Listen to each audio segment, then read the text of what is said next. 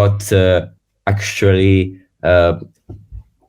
all researchers from all scientific fields can do to make their studies positive for the world is to not just stick to the definition of what they do, but to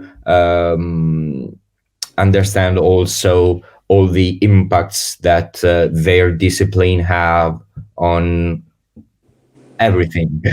So I'm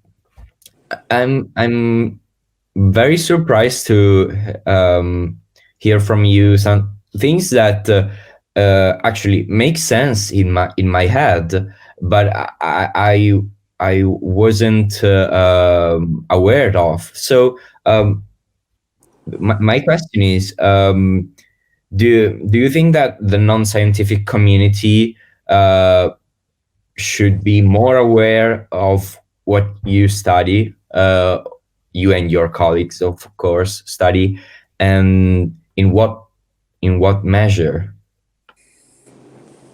Well, it's I think part of the responsibilities are also on us as scientists to actually communicate that as well, which I mean, part of us doing this podcast today is communicating that science.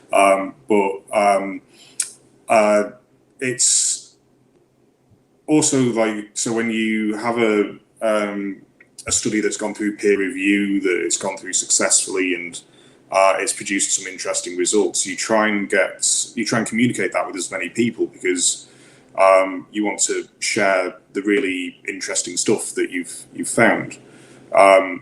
And through things like social media, through through social media and also normal media, so newspapers and general internet outlets as well, and you try and sort of get as much information out as possible. And you can't force anyone to read it or anything like that, and you wouldn't want to. But it's making it relevant and making it interesting. And it's, as I say, making it, it's not making it, it's communicating how it's relevant and how it's interesting. Because it is relevant. There's no doubt about it, is that these sorts of things will impact every individual on the planet's life over the next 100 years. So it is by definition relevant. It's just communicating that, which is the important thing. And if people want to be interested, fantastic. I will talk at them all day about it.